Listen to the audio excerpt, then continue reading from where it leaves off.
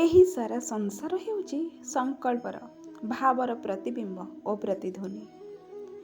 ଆମ ଶାସ୍ତ୍ରମାନଙ୍କର ଗୁରୁବଚନ ହେଉଛି ପିଣ୍ଡ ଯେପରି ବ୍ରହ୍ମାଣ୍ଡ ସେହିପରି। ବ୍ରହ୍ମାଣ୍ଡରେ ଯାହା ଯେପରି ଥାଏ ପିଣ୍ଡରେ ସେ ସମସ୍ତର ଲକ୍ଷଣ ଓ ଗୁଣ ଦେଖାଯାଏ। ଠିକ୍ ସେଇଭଳି ପିଣ୍ଡରେ ଯାହା ଯେପରି ଥାଏ ବ୍ରହ୍ମାଣ୍ଡରେ ସେ ସମସ୍ତ ହିଁ ରହିଥାଏ। ଏପରି କଥା ଜାଣିଥିବା ମହାପୁରୁଷମାନଙ୍କ ଦ୍ୱାରା ସଂସାରର ତଥା ସମାଜର ଅପ୍ରମିତ କଲ୍ୟାଣ ସାଧିତ ହୋଇଥାଏ। ଆମର ସଂକଳ୍ପର ପ୍ରଭାବ ପରିବେଶ, ବାତାବରଣ ତଥା ଅନ୍ୟ ବ୍ୟକ୍ତି ଉପରେ ଅବଶ୍ୟ ପଡ଼ିଥାଏ। ଆମର ସଂକଳ୍ପ ଯେତେ ଏକାଗ୍ର ହେବ ଅନ୍ୟଙ୍କ ଉପରେ ଏହାର ପ୍ରଭାବ ସେତେ ଅଧିକ ପ୍ରତିଧ୍ୱନିତ ହୋଇଥାଏ। ଅନ୍ୟଙ୍କ ଉପରେ ପ୍ରଭାବଶାଳୀ ସଂକଳ୍ପର ପ୍ରତିବିମ୍ବ ଦେଖିବାକୁ ହେଲେ ଅଧିକ ଏକାଗ୍ରତା, ଏକନିଷ୍ଠତା, ସଦାଚାରିତା ଥିବା ସଂକଳ୍ପ କରିବାକୁ ହୋଇଥାଏ। ଆମେ ଦେବଦେବୀ ଧ୍ୟାନ କରୁ। ଧ୍ୟାନରେ ଆମେ ବେଳେବେଳେ ଦେବୀ ଦେବତାଙ୍କ ଦର୍ଶନ ବି ପାଉ। ଧ୍ୟାନରେ ସଂକଳ୍ପ ହେଉଛି ମୁଖ୍ୟ ବିଷୟ।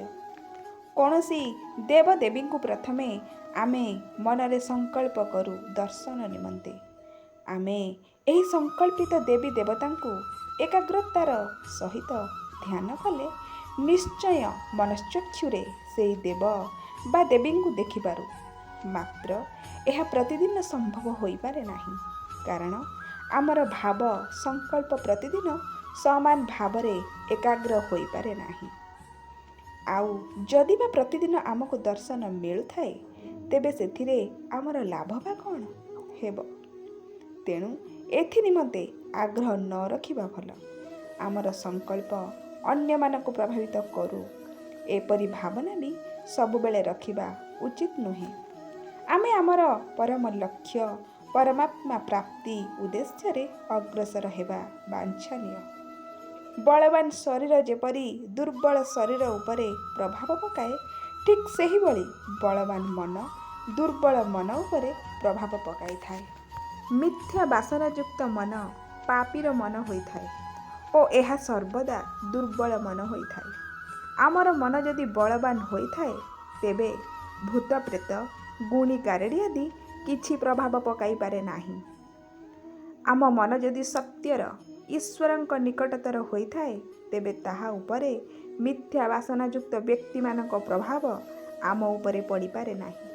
ତେଣୁ ଆମେ ଆମ ମନକୁ ସଂଯମ, ସଦାଚାର ଓ ଧ୍ୟାନ ଦ୍ୱାରା ଅଧିକ ବଳବାନ କରୁଥିବା ଉଚିତ। ମନର ବଳ ବଢ଼ାଇବାର ଏକମାତ୍ର ସର୍ବଶ୍ରେଷ୍ଠ କେନ୍ଦ୍ର ହେଉଛନ୍ତି ପରମାତ୍ମା। ସୂର୍ଯ୍ୟଙ୍କ କିରଣ ବିଚ୍ଛୁରିତ ହୋଇଥାଏ।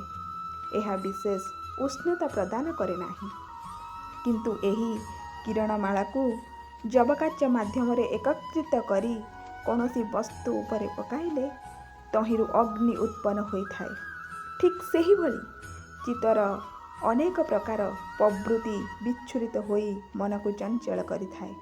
ଚଞ୍ଚଳ ମନ କାହା ଉପରେ ବିଶେଷ କିଛି ପ୍ରଭାବ ପକାଇପାରେ ନାହିଁ, ହେଲେ ଚିତ୍ତବୃତ୍ତି ସମୂହକୁ ଏକାଗ୍ର କରିଦେଲେ ତହିଁରୁ ଯେଉଁ ସଂକଳ୍ପ ସୃଷ୍ଟି ହୁଏ ତାହା ଅତ୍ୟନ୍ତ ପ୍ରଭାବଶୀଳ ହୋଇଥାଏ। ବେଳେବେଳେ ଆମେ ରାସ୍ତାରେ ଯାଉଥିବା ସମୟରେ ଦୁଇଜଣ ବ୍ୟକ୍ତି କଳହ କରୁଥିବା ଦେଖୁଥାଉ। ଏହି ଦୁଇ ଜଣଙ୍କ ମଧ୍ୟରୁ ଜଣକ ଚେଷ୍ଟା ସଜନତାର ପରିଚୟ ଦେଉଥିବା ବେଳେ ଅନ୍ୟ ଜଣକ ଦୁଷ୍ଟତା ଲକ୍ଷ୍ୟ କରାଯାଏ। ଦୁଇ ବ୍ୟକ୍ତିଙ୍କ କଳହରେ ବାସ୍ତବରେ ଆମେ କିଛି ଲାଭ ବା କ୍ଷତି ହେବାର ନଥାଏ, ତେବେ ବି ହୃଦୟରେ କିଛି ନା କିଛି ଭାବନା ସୃଷ୍ଟି ହୋଇଥାଏ। ଏକଥା କିନ୍ତୁ ସ୍ୱତଃ ଅଜ୍ଞାତ ସ୍ୱରରେ ଆମ ମନରେ ସୃଷ୍ଟି ସ୍ୱାଭାବିକ ଭାବେ ହୋଇଥାଏ। ରାସ୍ତାରେ ଦୁଇ ଜଣ ଝଗଡ଼ା ଲାଗିଥିବା ବେଳେ ଦେଖାଯାଏ ଦୁର୍ଜନ ସଜନକୁ ଅଧିକ ପୀଡ଼ା ଦେଉଛି। ଆମ ଭଳି ଆହୁରି 10-15 ଜଣ ଦେଖଣାହାରି ସେଠାରେ ରୁଣ୍ଡ ହୋଇଥାନ୍ତି, କିନ୍ତୁ କେହି ହେଲେ କଳି ଲାଗିଥିବା ଦୁଇ ଜଣଙ୍କ ମଧ୍ୟରୁ କାହାକୁ ହେଲେ କିଛି ସାହାଯ୍ୟ କରୁନଥାନ୍ତି। ନୀରବ ଦ୍ରଷ୍ଟା ସାଜିଥାନ୍ତି। ତେବେ ସୁଦ୍ଧା ଆମର ଦେଖଣାହାରିଙ୍କର ଗୁପ୍ତ ସାହାଯ୍ୟ କଳି ଲାଗିଥିବା ବ୍ୟକ୍ତି ଦ୍ୱୟଙ୍କ ପାଖରେ ପହଞ୍ଚିଯାଏ। ମନରେ ଏକ ପ୍ରକାର ସଂକଳ୍ପ ସୃଷ୍ଟି ହୁଏ, ଆରେ ଆରେ ଭଦ୍ରଲୋକ ବିଚରା ମାଡ଼ ଖାଇଯାଉଛି। ଆମର ଏହି ଶୁଭ ସଂକଳ୍ପ ଭଦ୍ରଲୋକଙ୍କ ପାଖରେ ପହଞ୍ଚିଯାଏ। ସେହି ସମୟରେ ସରଳ ଭଦ୍ରଲୋକକୁ ସୁରକ୍ଷା ଦେବା ନିମନ୍ତେ ଡକରା ହୋଇନଥିଲେ ବି କେହି ଜଣେ ଆରକ୍ଷୀ ହଠାତ୍ ଘଟଣାସ୍ଥଳରେ ପହଞ୍ଚି ଯାଇ ଭଦ୍ରଲୋକଙ୍କୁ ରକ୍ଷା କରିଥାନ୍ତି ଓ ଦୁର୍ଜନଙ୍କୁ ବାଧା ଦେଇଥାନ୍ତି। ଆମେ ଦେଖଣାହାରି ବସ୍ତୁତଃ କିଛି କରି ନଥିଲେ ସୁଦ୍ଧା ଆମର ପୁଞ୍ଜୀଭୂତ ସଂକଳ୍ପ ଏହି କାର୍ଯ୍ୟ କରିଥାଏ। ମନ ଯେ କୌଣସି କାର୍ଯ୍ୟ କରାଇବା ପୂର୍ବରୁ କାର୍ଯ୍ୟକ୍ରମର ଏକ ନକ୍ସା ତିଆରି କରିଥାଏ। ଏହି ମାନସିକ ସ୍ତରରେ ପ୍ରସ୍ତୁତ ହୋଇଥିବା ନକ୍ସା ସଂକଳ୍ପର ରୂପ ଧାରଣ କରିଥାଏ। ଅନେକ ସମୟରେ ଆମେ ମନରେ ସଂକଳ୍ପ କରିଥିବା କାର୍ଯ୍ୟ ସଫଳ ହୋଇନଥାଏ, ହେଲେ ସଂକଳ୍ପ ତୀବ୍ର ହୋଇଥିଲେ ଶରୀର ତ୍ୟାଗ ପରେ ସୁଦ୍ଧା ବାତାବରଣରେ ସେହି ସଂକଳ୍ପ କାମରେ ଲାଗିଯାଏ।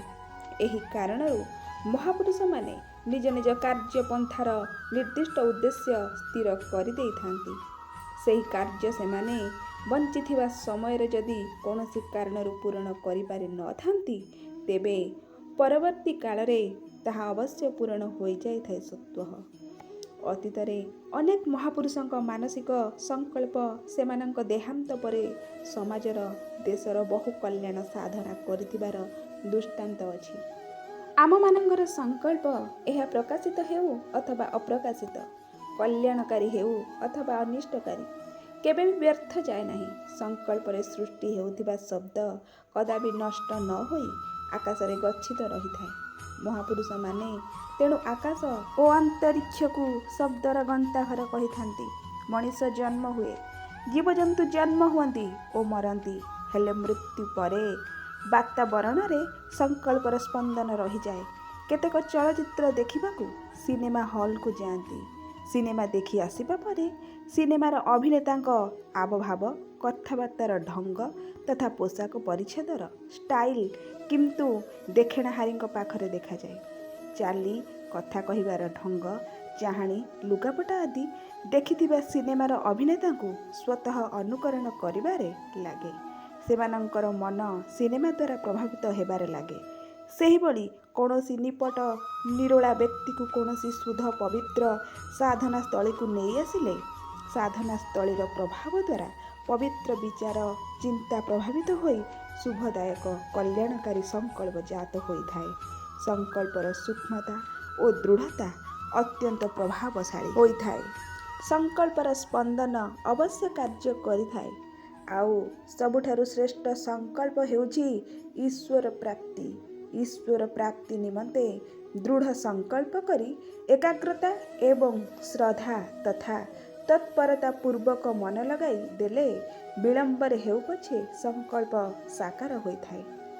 ସୈନକ ନାମରେ ଜଣେ ମହର୍ଷି ଥିଲେ। ସେ କୃଷ୍ଣ ଦର୍ଶନ ନିମନ୍ତେ ଦୃଢ଼ ସଂକଳ୍ପ ଧାରଣ କରିଥିଲେ। କୃଷ୍ଣଚନ୍ଦ୍ରଙ୍କ ଦେହାନ୍ତ ପରେ ଉଦ୍ଧବ ସୈନକଙ୍କ ପାଖକୁ ଆସିଥିଲେ। ଉଦ୍ଧବ ହେଉଛନ୍ତି କୃଷ୍ଣଚନ୍ଦ୍ରଙ୍କ ପରମ ସଖା, ସୁହୃଦ ଓ ଶିଷ୍ୟ। ଉଦ୍ଧବ ଶ୍ରୀକୃଷ୍ଣଙ୍କ ଠାରୁ ସକଳ ପ୍ରକାର ଜ୍ଞାନ ଉପଦେଶ ଆହରଣ କରିଥିଲେ। ଉଦ୍ଧବଙ୍କୁ ଦର୍ଶନ କରିବା କ୍ଷଣି ମହର୍ଷି ସୈନକ ତାଙ୍କୁ ଭାବବିହ୍ୱଳ ଅବସ୍ଥାରେ କୁଣ୍ଢାଇ ପକାଇଲେ ଏବଂ ପଚାରିଲେ, ପ୍ରଭୁ, କେବେ କ'ଣ ଆମକୁ ମନେ ପକାଇଥିଲେ? ଉଦ୍ଧବ କହିଲେ, ମହର୍ଷି ସେ ଆପଣଙ୍କ ଜୀବନ ଧନ୍ୟ। ଭଗବାନ ଶ୍ରୀକୃଷ୍ଣଚନ୍ଦ୍ର ଆପଣଙ୍କୁ ତାଙ୍କର ଅନ୍ତିମ ଯାତ୍ରା ସମୟରେ 3 ଥର ମନେ ପକାଇଛନ୍ତି। ଆପଣଙ୍କୁ ଜ୍ଞାନ ଉପଦେଶ ଦେବା ପାଇଁ ଆମକୁ ପଠାଇ ସେ ନିଜେ ସ୍ୱଧାମକୁ ପ୍ରତ୍ୟାଗମନ କରିଛନ୍ତି। ଏହା ଶୁଣି ମହର୍ଷି ସୈନକଙ୍କ ମନ ଶୁଖିଗଲା।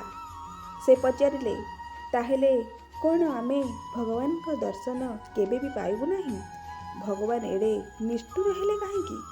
ଉଦ୍ଧବ କହିଲେ, ଆପଣଙ୍କର ଏହି ଶୁଭ ସଂକଳ୍ପ କଦାପି ବ୍ୟର୍ଥ ହେବାର ନାହିଁ। ଭଗବାନ ସ୍ୱଧାମକୁ ଯିବାବେଳେ ଆମକୁ କହିଯାଇଛନ୍ତି, ଉଦ୍ଧବ, ମହର୍ଷି ସୈନକଙ୍କୁ କହିବ, ଆଉ 27 ଜନ୍ମ ପରେ ସେ ଆମର ଦର୍ଶନ ପାଇବେ। ମହର୍ଷି ସୈନକ ଉଦ୍ଧବଙ୍କର ଏହି ବାକ୍ୟ ସମାପ୍ତ ହେବା ପୂର୍ବରୁ ମୋର ଭଗବାନଙ୍କ ସହିତ ସାକ୍ଷାତ ହେବ। ମୁଁ ଭଗବାନ ଶ୍ରୀକୃଷ୍ଣଚନ୍ଦ୍ରଙ୍କ ଦର୍ଶନ ପାଇବି। ଏପରି ଉଚ୍ଚାରଣ କରି କରି ଉଦ୍ଧବଙ୍କୁ କୁଣ୍ଢାଇ ଧରି ଥେଇ ଥେଇ ନାଚିବାରେ ଲାଗିଲେ। ସୈନକଙ୍କ ଭଳି ଭଗବତ୍ ବେତା ମହର୍ଷି ନିଜର ସଂକଳ୍ପ 27 ଜନ୍ମ ପରେ ସଫଳ ହେବା ଶୁଣି ଆନନ୍ଦମଗ୍ନ ହୋଇଯାଇଥିଲେ। ଆମେ ଯଦି ଏହିପରି ଶୁଭ ସଂକଳ୍ପ ଧାରଣ କରୁ, ଆମେ ମଧ୍ୟ ସଫଳ କାମ ହୋଇପାରିବା।